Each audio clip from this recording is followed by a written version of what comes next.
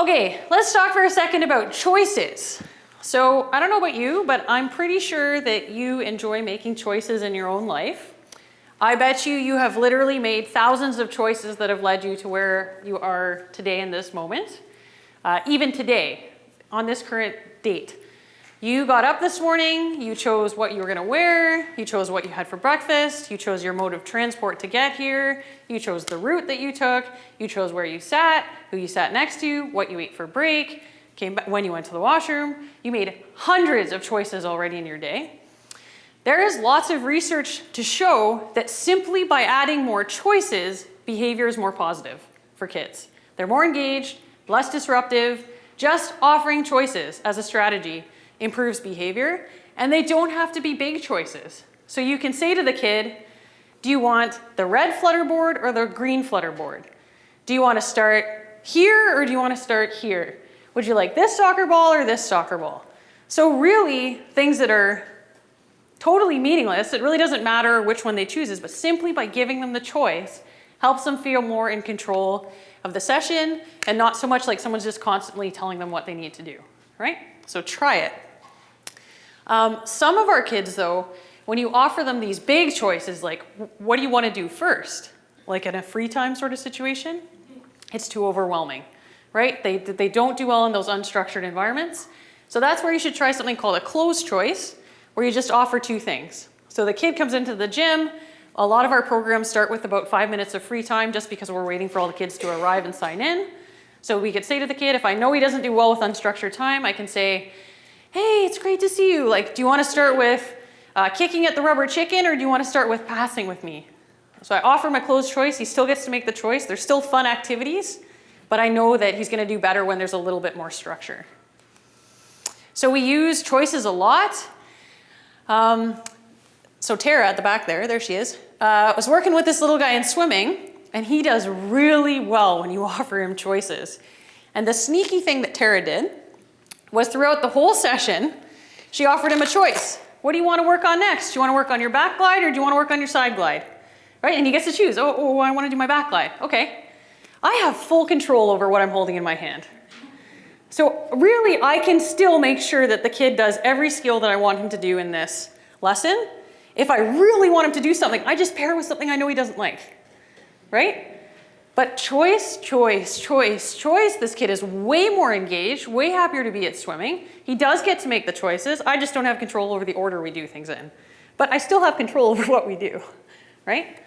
If you prefer, you can use a choice board. You can make big choice boards, you can make small choice boards. Here's one with 4 things. So in some of our programs, we'll offer the kids like, okay, what do you want to work on? Swimming's really good because it's all one-on-one. So the kids can make lots and lots of choices. Questions about any of that stuff? I'm going to move forward quickly because we have lots to do. Social stories. So who in this room has heard of a social story at the beginning? If you raise your hand. Wicked. We don't need to spend too long on this. So basically, all a social story is a short story that cues kids into what's going to happen and maybe certain things that you want them to focus on or think about or try to do. You can use social stories for all kinds of reasons, like just to purely introduce a kid to an activity, if you want to explain a rule, if you want to explain some sort of a behavior you want them to focus on. You can do all those different things. We have had more and more requests for social stories for our programs from parents. So like, I would really love something that I could show to my kids before they come to soccer or skate or swimming so they know what's going to happen. So thus my little social story iPad project. But I have written them like kind of on the spot for parents who have asked. So here's one that I wrote for a parent who asked about the soccer program. I like to run around and have fun. When I go to Can Soccer, I get to see Coach Niche. I get to run around and kick the ball. I get to shoot the ball at the net. When I'm at soccer, I will try to listen to Coach Niche. There's the key phrase. I will try to do what Coach Niche tells me to do. Mom and Dad will be so proud of me when I listen to Coach Niche. Coach Niche will be proud too. I love to run around and have fun. So they're always positive statements. You always use like an I will try kind of statement for the things that the kid is working on.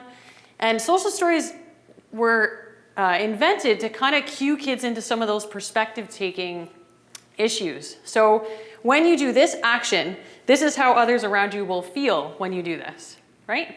because they're not necessarily thinking about that. So here we're saying, wow, if you listen to Coach Niche, mom and dad will be so proud, and Coach Niche will be so proud too, and isn't that dandy, right? Cool. Sensory stuff. So we talked at the beginning about the kids who have the hands in their ears, the kids who get the glue on their hands. What do you do about that? To be honest, no real magic answers on this. Sometimes it's just a matter of working through it. And sometimes, you know, maybe you can do some environmental stuff to decrease some of these things in the environment for some kids. So if you know you have a kid and you have learned they hate liquid glue, why not use a glue stick? Oh, they might still get it on their fingers, but the chances are less, right? Just be aware of it. So, and that's why I think we do a lot of, try to really orient our staff to the fact that these are really, really challenging sensory environments, most of them, that we're working in. So pools, skating arenas, boy, you couldn't really ask for louder, more echoey, more sensory challenging places than those settings. So just recognizing that there may be some challenges for some kids and that you need to do everything you can to keep them engaged in your instruction and motivated. That kid with the hands in his ears, they dropped, like I saw him last month, and he's not doing that anymore. It's just a matter of kind of working through it to the point where they're really comfortable, doing some gentle, you know, with his mom involved, we did some gentle kind of like encouraging him to spread out his arms to do front float, for example, all that kind of thing. We had one participant in a swim program who had his hands in his ears. We put a swim cap on him and he stopped doing it. So try things. We've had another kid who we put one of those kind of water headbands. I guess that helps with not getting water in their ears. And then he stopped putting his fingers in his ears. So try different ideas and see what works. I have no problem with a kid who comes with the noise canceling headphones. If that helps them to engage, that's great. There he is. Okay, so this is the last kind of idea we're going to talk about, and then we're going to do some activities. So task analysis. I was talking, the other day we met with a gymnastics facility that's really interested in partnering with us. And it was really funny because him and I both came to the same conclusion from totally different directions, where we were talking about coaching, and they have this unbelievable curriculum at this facility. It's all electronic, it's on an iPad. People who know gymnastics are probably like, yeah, but I was so impressed. It's called Smart Moves, I think. And first of all, you look up kind of your curriculum age level, and then it pulls up the lesson plan. And then for every skill in that lesson plan, there's a video you can watch of a kid doing it, and a coach coaching, so kind of cueing you into the key points for coaching the skill. All the progressions before, all the progressions after. So I was like, wow, you know, that's amazing. And he said, but you know what our coaches really still need help with is they're used to kind of showing kids something and having them be able to do it. And they're still not able to quite break down all of the sub skills that are involved in getting that movement out of a kid. So I think that's what we're going to talk about next. And I think that's something that really takes a lot of time and practice, even for very experienced instructors and coaches. So we're going to spend a few minutes talking about this. Being able to break a skill down. So think about bench press, if we're in the fitness program.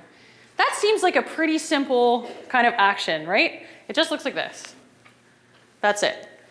But if you really break down all the things that the participant has to do before they can get to this action, well, they have to lie down with their back on the bench, get a foot on each side with the knees bent, extend the arms, grasp appropriately so that their elbows are in the right position, raise the bar to straight arm, lower till it touches the chest, raise the bar to straight arm. Blah, blah, blah. Okay? So there's a lot of mini steps that are going on there, and I would argue that there's probably even more than that. So how do you help people realize how to break down skills? So you have some choices. You can either do the skill yourself and try to really note each thing that you did, right? And that's one way of breaking it down. You can watch someone else and really note all of the different actions that they did. Or, and maybe in combination, you can ask someone who's really good at it how they would break down that skill. So now we're going to do some activities, okay? So I have brought with me today, I think about 30 Frisbees.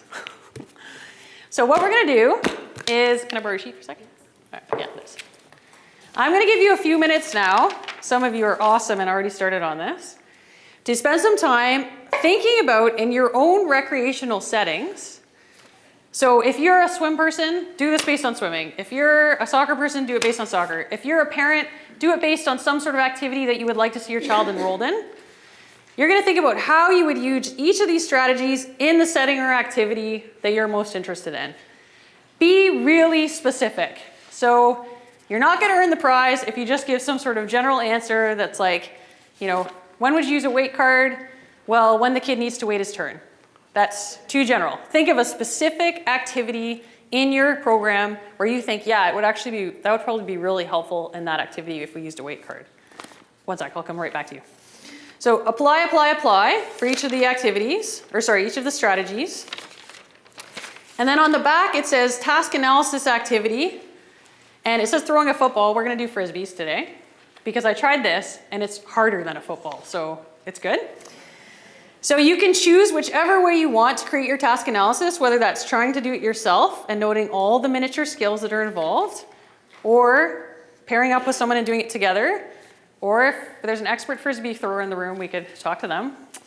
And you're gonna write down all the steps, and the way that you're gonna check it is you're gonna ask someone else sitting close to you, just read the steps that you wrote and ask them to literally do what you said.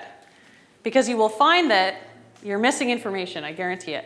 That you maybe haven't been as specific as you think you need to be. So this is just an exercise to really get you to notice and break down how many sub-skills there are when you're trying to teach a motor skill. So I'm gonna walk around and pass out some Frisbees. It's pretty small in here. I don't know if we should actually throw them, but you can go through the whole motion. Stand and go through the motion. I think it's very helpful to actually have it in your hand. And do the rest of the activity as well. I'll walk around, Tara will walk around, she's wearing a can shirt, and we can both answer questions, and you can work in your little groups, and I'll give you about, 15-ish minutes. I'll walk around and see how everyone's doing, and then we'll regroup when everyone looks to be almost done. Okay? I'm coming with Frisbees.